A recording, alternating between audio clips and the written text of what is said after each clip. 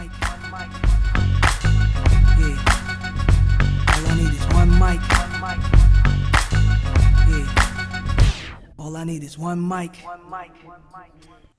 Hey everybody, welcome back to One Mic, where I watch shit so you don't have to. And today I'm here to talk about Season 1, Episode 4 of HBO's House of the Dragon, entitled King of the Narrow Sea. The title very clearly refers to Daemon, as this is a very Daemon-centric episode for reasons we are going to talk about immediately, but this is the name that was given to him after his victory over the Crab Feeder. We find that out when he returns to King's Landing and tells this to Viserys. But I want to start by talking about Daemon and Rhaenyra because the way that one interprets the sex scene between them in the brothel, well, one, what actually took place in that scene, I think, is very unclear. I was watching it with my wife and my brother-in-law. Each of the three of us had different interpretations of what happened in that scene in that moment. And then after the episode, if you guys watch it on HBO Max, after the episode, the credits play, you get the preview for next week, but then they do like a 5, 6, 7 minute after show where people from the cast and crew just talk about that episode. And we all collectively watch that. At the end, during that after show, they're very explicitly clear with what happened in that scene. In that scene, and it's imperative that I explain this because this was not my interpretation at the time, even though this makes sense. What actually happened in that moment is that they were going to have sex. Daemon couldn't get it up, which we've seen already in the show that he has problems with that. Daemon couldn't get it up, and he leaves in frustration. So they never actually have intercourse. Now, there were people who felt like and when I say there were people, I'm speaking of not just the people in the room that I was with watching it, but just like things that I've seen online since the episode aired, all different kinds of interpretations. You have people who think they had sex and then Daemon just left. You think it got to the point, there's people who think it got to the point where he just decided not to, as opposed to he couldn't. So it's important to know that the reason it didn't happen was because he couldn't get it up. Because depending on how you interpret that scene, it's going to color how you interpret everyone's actions after that scene. So it's important to know that that's what happened. And the reason I say that is because even watching that after show, it felt as if they were actually shoehorning in that explanation, as if they'd shown the episode to some people, maybe screeners were sent out, or they showed it to an audience, or maybe even people on the crew, and people customarily were like, I think this is what happened in that scene, and they're like, oh shit, that's not what we were trying to convey. And now they have these people in the after show who are very explicitly saying that's what happened. The actress, I think her name's Millie Alcock, who plays Rhaenyra at this point of the show, she explicitly is like, what did she say? She was like, yes, the people think that they didn't have sex, but they definitely did not have sex in that scene. They did have sex. They did not have sex in that scene. Like, she very explicitly states it as if it was like, we need for you guys to say they didn't have sex in that scene because it's unclear. And knowing that, one, they didn't have sex, and two, it was because Daemon couldn't get it up, is very important to understanding all of the events that come afterward. So if you thought it was they had sex and then he left because it was I think this is the case no matter what your interpretation of the specific scene, I think this was all calculated by Daemon. But if you look at it like, okay, they had sex and then he left because that was his plan and his plan was done, that is going to color how you interpret the following events of the episode afterward. That's going to affect how you interpret those events. If you think that they didn't have sex because he changed his mind, that's going to interpret how you look at what the characters do afterwards. So like all of that matters. So now that we've discussed, or I've laid out exactly what happened straight out of the mouths of the actors on the show, now we can talk about what this means and how this impacted the way the characters behaved afterwards. Because I think this episode is kind of one of those ones where, as the show goes on, we're going to look back and be like, a lot of important pivotal shit happened in that episode. And I think it's important to discuss the aftermath of that scene because I think it's going to be just imperative going forward. So let's see. What do I have in my notes here? Oh, so I want to talk about kind of like the way these different interpretations can affect how we look at the character's decisions afterwards. I kind of want to give some specifics on that because I feel like it's kind of important. So let's say you thought they have sex, you thought they had sex, and this is all part of Damon's plan, and he dips. Just like, I still think it was part of his plan, but you have that moment of like, okay, if she had sex with Damon and then also went and had sex with Kristen, then you have to wonder, okay, if she gets pregnant, whose kid is it? The scene where she talks to Allison, if you believe that, then she's flat out lying to Allison and swearing on her mother, no less. If they didn't have sex, which we know that they didn't, but Rhaenyra is then Rhaenyra is lying by omission. She's like, yes, she's telling the truth. Like, yeah, these are the things that happened. We didn't have sex and he went home, yada, yada, yada. Technically, that's true.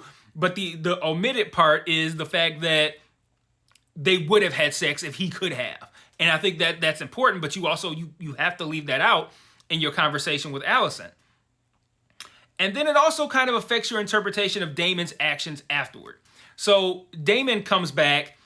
He's heard about this through Otto, and we're going to talk about, Viserys. Damon comes back, and Viserys has heard about this through Otto. And I'm going to talk about Otto in a little bit. But Viserys confronts him about it. And if you think they had sex in that scene, then Damon is essentially admitting to it. He's like, yeah, he's admitting to it. But if they didn't have sex, which we know that they didn't, then him denying it is kind of a bigger deal because it kind of gives you an idea, not gives you an idea, it feeds into what we already know about Damon. It's like an additional item on the pile of items that kind of make up who Daemon Targaryen is. So if you think back to episode 1, and I talked about this in my video for episode 1 because I noted it, you remember the whole situation about the heir for a day? Remember Daemon's in a bar, he starts to do a toast to his dead, that would be his dead nephew. He starts to kind of like give a toast, and then the scene cuts, and we don't see what he says. Then later, Otto, who we already knew, even by that point in the episode, that Otto was not to be trusted. Even that early in the show, we knew Otto was up to it, and we knew that he had issues with Daemon. Otto tells Viserys about the whole thing about him calling the kid heir for a day and all that stuff, but we don't see it. So then when Viserys confronts Daemon about it, Daemon doesn't deny it. And that's the important part here. He doesn't say, I said that. He doesn't say, I didn't say that. He just doesn't deny it. And then now, if you think about that situation, and that's a situation where he should have denied it if he didn't say it, but he didn't care because fucking with his brother is more important to him. And I'm going to talk about his motivations in a moment. But that ties in now to like if they didn't have sex in that scene, which we know that they didn't. Again, he doesn't deny it. He doesn't say, yes, me and Rhaenyra had sex, but by proposing the marriage, it comes off as him admitting that they did it. So that leaves Viserys to interpret it that way. And that tells you, 1, Daemon is not concerned with consequences from his brother. And 2, he really likes to fuck with his brother. But I think it's more than just, Daemon's motivations go beyond just like, I like to fuck with my brother because I don't like him. Think about everything that Daemon did in this episode, from pledging fealty to Viserys at the beginning, trying to have sex with Rhaenyra. All of this to me was a very calculated move. So not being able to get it up for the actual completion of his plan, that's gonna frustrate him. But like I said, he has motive because he's been spurned by his brother twice already, and the rejection of the marriage proposal is a third time. So the first time was when he got supplanted as heir by Rhaenyra. The second time was when he got undermined by Viserys when Viserys sent that help to help in the Stepstones, which obviously resulted in the scene with Daemon at the end of last week. So twice now his brother has spurned him, at least just in these 4 episodes. And then now this third time will be when he proposes the marriage and Viserys rejects it. So he constantly has this thing of his brother being not just ahead of him in life, but kind of like treating him like a second son. And that's just kind of like building up in Daemon. So like he has the motivations to lie about these things, but I like the fact that we now see that he has a history of not denying things that he possibly didn't do. We don't know if he didn't say the air for a day thing, but I'm kind of leaning toward he didn't, because we now know even more clearly who Otto is. So it seems to reason that Otto could have lied about that. But Damon, again, being so, I guess feeling trampled on almost by his brother and disrespected by his brother, would rather allow his brother to think that he's done these things, insulted his dead child, fucked his daughter. Like, he'd rather allow his brother to think that than deny it, even though denying it is what's better for him. So if in the future a situation comes up again where we know for a fact Damon didn't do something and then he doesn't deny it, there's part of us that can go like, we know, like we might know, like, okay, he didn't deny doing that thing, but we already have evidence that he has a trend of not denying things that he should deny that he actually didn't do. So, and just for the purposes of fucking with his brother. So I think it's important to have these takeaways from the way these characters respond to what happened in that scene, because that's gonna, I think, it's gonna help us understand a little bit better what they're gonna do moving forward. But I'm gonna move on from that to talk about Rhaenyra and Alicent and Otto, because again, I think this scene is pivotal. This scene with them and with Rhaenyra and Daemon in the what do they call it, a pleasure house, a house of pleasure, whatever. This scene is gonna be important, real, even more important than it feels right now. Like, this is gonna be like finding out that Jon Arryn was poisoned and that he didn't just like die of natural causes, and furthermore that he was poisoned. We're gonna just, for all intents and purposes, by Littlefinger. That all of that is gonna, like, that episode where we find out about that. We learned that, like, essentially Littlefinger sparked everything that happened afterwards. And I think this is gonna be one of those episodes we're gonna look back at it and be like, that moment when Daemon tried to fuck Rhaenyra, couldn't pull it off, and then didn't deny it, is what's gonna spark everything that's gonna happen going forward. But I'm gonna talk about some of that in a moment. So moving on to Rhaenyra, we open this episode with her, like, I can't say she's holding tryouts, but Viserys is essentially holding tryouts on her behalf for people to be her husband. They're coming up and they're like, running off their stats, right? Like, I got a 48-inch vertical. Like, they're telling all the different reasons why they would make a good husband for Rhaenyra. She's not with it. But there is an interesting moment where this one kid comes in, and what he says, his family name was Blackwater or something. I could be confusing it with Blackwater Bay. Although Blackwater Bay might be, I don't know, it might be named after this person. Anyway, this kid comes in, he proposes why he'd be a good option, and there's an older kid, maybe like a young adult, who bullies this kid, shit talks him, disrespects him, and just when the kid's about to leave, the guy says something else, he calls him a cunt, something like that, and the kid's like, you know what, fuck you, like pulls the sword out, and I'm like, yo, this kid is giving me like big Lyanna Mormont vibes. You know how, you remember, everybody who's watching this knows what Lyanna Mormont was like on Game of Thrones, but he's giving big Lyanna Mormont vibes, and we see that he kills this guy at some point. And he talks about his history, the history of his family aligning with the Targaryens. And I feel like this kid has to come back at some point, right? Like, you don't just show something like that and be like, oh, that was for shits and giggles. Game of Thrones or House of the Dragon, I don't think does anything for shits and giggles. So, like, I feel like that kid's going to be important. And I have an idea as to why, but I don't know if I'm going to put it out there in this video or not. We'll see. So Rhaenyra sneaks out with Daemon, and I like this scene, the idea of the scene of her discovering this scroll with this map and figuring this way out of her room and getting out into what I'm assuming is the streets of Flea Bottom, getting out there to do all kinds of crazy shit with Daemon. And they go to this play, which is very clearly about them, and it kind of speaks to the way the realm is interpreting all of the Targaryen shit, right? And I like that scene too, because for me, I drew parallels between Rhaenyra and Arya in the very first video, and this is, again, just more evidence to throw on the pile that there are parallels between Rhaenyra and Arya, because we saw Arya see a play about her life in Bravos. So I think that's another way, just one of the other many ways in which Rhaenyra is comparable to Arya. But ultimately, she ends up getting pledged to Laenor Valerian. We see in the preview for next week that wedding is going to happen, and that wedding is going to go left, as they always do on Game of Thrones. So it's going to be interesting to see how what's going to happen in this wedding. So another thing I think is going to be interesting about this wedding is that I think we all assume and agree on the next two things that I'm about to say. One, she's probably going to get pregnant by Kristen Cole. That's one. Two, she ain't going to drink that abortion juice that the maester gave her. So she's actually going to end up with this baby. I think she's actually going to end up with a baby. I don't know if the timelines are going to align to where we and Rhaenyra and Kristen are going to know that it's Kristen's kid, but the realm is going to think that it's Laenor Valerian's kid. I don't know if the timelines are going to align like that, but something's definitely going to pop off if that happens. Now, if she don't get pregnant or she drinks the abortion juice, then I'm just out here with egg on my face. But I feel fairly certain that she's going to get pregnant by Kristen and she's not going to drink the abortion juice. I mean, like at the end of the episode with that. So why, that's kind of meant to be left open for interpretation. I don't think they're even going to show it. I think we're just going to one day find out that she's pregnant, and it could be the next episode.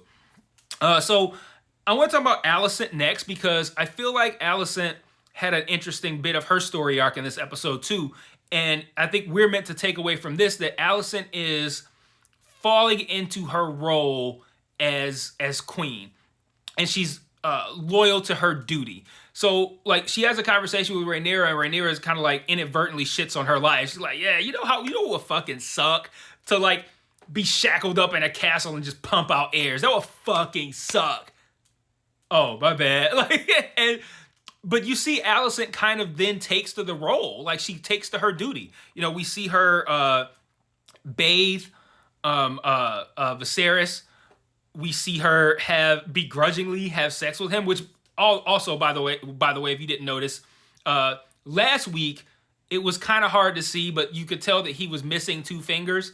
And now in this week they show it a little bit more clearly, but he also has sores all over now too. So also of note, Viserys' time is winding down, I think. But yeah, we see Alicent take to her duties. I don't know what we can necessarily glean from that going forward, but we could see her now to be a very dutiful person. Although I was a little, I won't say confused, but I felt it was a bit ambiguous with the bathing scene because the way she sent everyone else out to do it herself could be looked at as more than just I'm doing this out of duty. Like I actually love this man, or to me it felt romantic.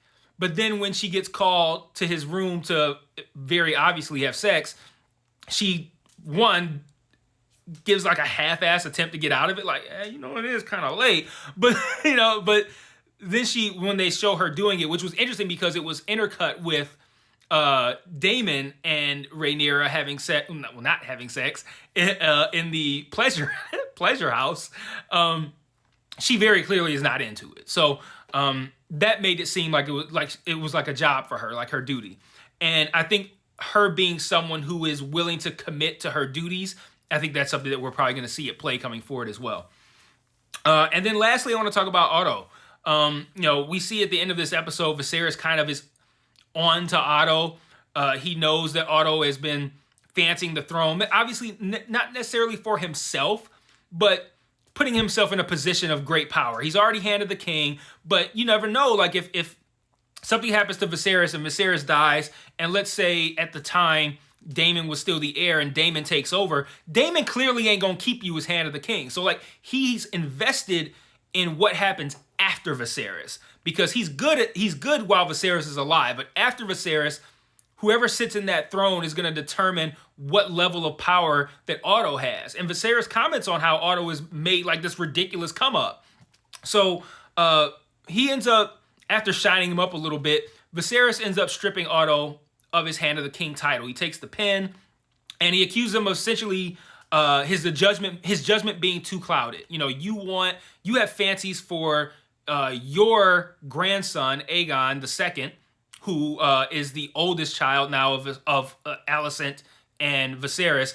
And I think it's necessary to kind of like lay out these names and their relations because I've been reading the book that this show is based on. I had thought when I did the first video, I said that I'd read it and I just didn't remember it. I was confusing it with the one that's called The World of Ice and Fire. I have that one and I've read that one, but like I don't have Fire and Blood.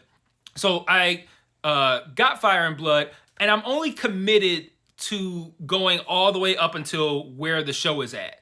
So right now, I'm not at that point yet. I'm still learning about everything that happened prior to the situation with Jaehaerys and Viserys and Rhaenys. I haven't gotten to that point yet. That's the point where I'm gonna chill. But all that to say, it's very important to remember who's related to who, especially when we're talking about Targaryens and they fuck each other. So you really got to know who's related to who. It's important to remember who's related to who, the succession, who's next up. All that kind of stuff is important. So when I come across these situations where I want to clarify like lineage and shit like that, it's important for me, I feel like, to say, FYI, reminder, Alicent and Viserys' son, the oldest son, is Aegon. He's Aegon II after Aegon the Conqueror, and that is Otto's grandson. He fancies Aegon taking over because your grandson, like once Viserys croaks, if Aegon is the heir, now you got your grandson on the Iron Throne. Your daughter is what would she be, like Queen Regent or something like that, and his place is secure. Viserys has kind of figured all this out, and that's why he strips him. But I think there's some interesting things to take away from the Otto situation as well. Because like I said, we already know he's been scheming from day one, but how do we get from what we know to Otto being stripped of his title? And I think there's some hints that are dropped in typical Game of Thrones fashion, things that are not quite obvious, but when you look back at it, those things tie together and they make sense. So I'm going to explain what happened and how I think Viserys got to this conclusion, because I think it's a little bit more than just his conversation with Rhaenyra, but then also just how Otto was able to almost pull this off, I think is important for what could potentially happen in the future. So after the failed sex between Daemon and Rhaenyra, we see Rhaenyra leave, and we see a kid sitting on the steps who clearly sees Rhaenyra leave, and she's no longer covered or hidden. It's very clear that it's her. She walks off. Later scene, the same kid shows up to Otto, and he's the one that tells Otto, this is what I saw. That alone, I think, is enough to make the connection to then get to where Viserys is on to Otto. But one other thing that I noticed, and I think this is going to be important, and I think it shows Otto being a little bit more, like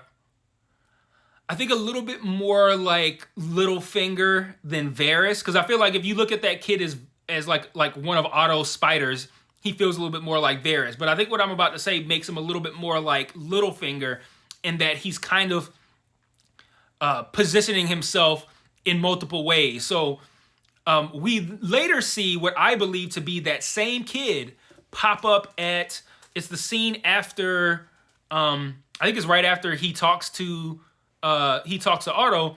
We see Daemon, and he's like laid out on the floor, clearly hungover. He's with the prostitute that he's been with. I blank on her name, but he's with her. She's taking care of him, and he calls her like a common whore. And then she's like, I'm not so common. And he's like, okay, a not so common whore. And then in that moment, when he calls her a not so common whore, in comes what I believe to be, again, that same kid. And he drops in her hand what sounded like coins. Are we now to interpret that she's also working as a spy on Daemon for Otto? Like, does Otto have that kid? The kid it's himself is watching Rhaenyra, but he is also paying the woman via the kid to keep tabs on Daemon as well. And I think all of that kind of just goes to show you the reach, no pun intended, that Otto has over the major players in this show. And I think when you think about what's going to happen next, coming off of essentially we could be looking at Rhaenyra being pregnant. We can look at as everyone is thinking that Daemon actually had sex with Rhaenyra. There's so many different things that can happen coming out of this episode, and I don't think we're done with Otto yet. And I think we're not done with Otto because I think that if I'm right in my interpretation of all of these things, it shows just how adept Otto is at being a sniveling, sneaky son of a bitch. So, like, I don't think we can count him out just yet, even though he's been stripped of that title. And I think it's going to be even more important if whenever we kind of like resolve the heir situation, how is Otto going to be positioned? Because no matter what happens, I think Otto is in kind of a good spot, because at the end of the day, his daughter doesn't lose her position really in any real way. So, she kind of does if Rhaenyra becomes queen, but that's neither here nor there. So I'm going to wrap this one up. Let me know what you thought in the comments. If you interpreted anything differently, if you have a different outlook on what could happen in the future. But like I said, the thing about them not having sex because Daemon couldn't get it up, confirmed in the after show, that is what happened. So if that's not how you took it, now you know what happened there. And I think it's important to now, if you interpreted that in any different way, to maybe even watch that episode again. I mean, I feel like I provided pretty good context to everything that you're supposed to take away from it, but if, I might have forgotten something or missed something. So maybe if you didn't look at it that way, it might be a good idea to watch the episode again, see if it, and look at it through those eyes now, knowing what happened. So, great episode, by the way. I do have, I think, one kind of issue with the show as a whole, but I also am like almost like not even worried about it because I feel fairly confident that this isn't going to last. But I think this show is being harmed by only focusing on the Targaryens. And of course, okay, it's about the House of Dragon. It's going to be about the Targaryens. But if you look at Game of Thrones, we hit all these different stories, all these different locations, and it feels like every week we spend most of our time in the Red Keep. And I think that we need to expand this world. And listening to the audiobook for the book that this show is based on, hearing how Aegon the Conqueror, how he had to deal with all of these different kings and all of these different lands, and how he was able to actually end up being sitting the Iron Throne and ruling over Westeros. I think that's important to, once we get moving, to see how all these different houses are going to be impacted and how they're going to respond to whoever, not even necessarily whoever sits the Iron Throne, but whoever's going to battle for it. And, I want to see what does Dorne think of what's going on here? What does Winterfell think of what's going on here? Like, I want to see a little bit more of that. I want to get to some of these different locations, because I do have to admit that being in the Red Keep so much has kind of grown a little tiresome. But again, I do believe what I said, I think it was in my video for the second episode, that these first few episodes are essentially like the preamble, right? Like in most shows, you might get a scene or like the words on the screen that lay out everything that we've seen, and then the show starts from where the action starts at, where the story that they want to tell starts at.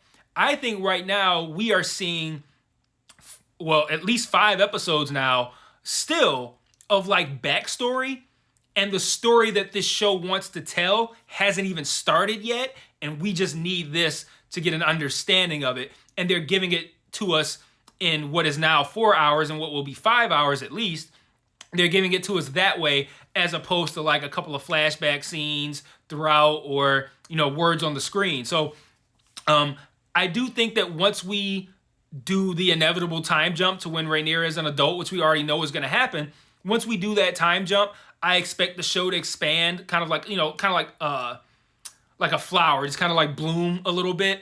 That's what I expect to happen. So I'm not particularly concerned about it now, but I do think the show is suffering a little bit from just feeling like, man, can we get out of like fucking, the small council chamber, and can we get out of the throne room? Like, can we just get out of the Red Keep a little bit more often? I think that's kind of hurting the show a little bit, because you don't feel that whole world that you felt when you watched Game of Thrones. So I think that could help. But that's all I have. I'm going to wrap up, and I will see you guys next week for episode 5. Peace.